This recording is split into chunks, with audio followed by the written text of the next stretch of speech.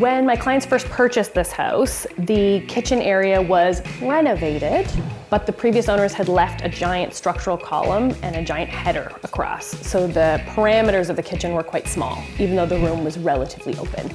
So one of the first things we did was discuss whether or not it was worth gutting the kitchen and what impact we could have on some of the other issues with the main floor.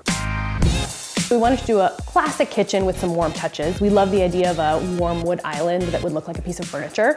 So that was kind of the jumping off point. It felt more like a piece of furniture and less like part of the kitchen.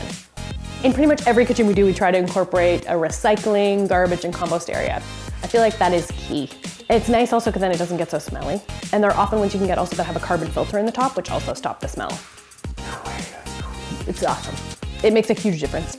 And we managed to get a lot of storage in this kitchen. I mean, there's like my must-haves on my kitchen list would be garbage recycling, pull out, full storage wall, and pull out pantry.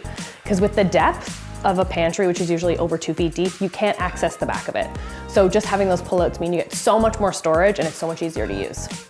I would say this layout has best of all worlds. I love it when we can have a full height wall with pantry, microwave, and fridge all built in. It's a great way to use the space and also keeps the rest of the area feeling more open. That became a great opportunity to really pack in all that storage. It's okay, Mark. The desk area at the end of the kitchen run sits between the family room and the kitchen. It's a large enough space and also bridges the space between the kitchen and the family room, so it kind of sits in the middle. It's also a great way to address the window, which was lower than counter height. And this way we kind of created a separate area that still works for the flow of the main floor, and it's a great spot to work. You always pick the best pendants. Ooh, I know, I love these pendants. And can I say they were really inexpensive? And they were like end of the line, they were like $150 and they're nickel. I love nickel. My clients were gung-ho to renovate the kitchen. It was kind of a last minute decision, but in the end it made so much sense for the space and it gave them a much better kitchen.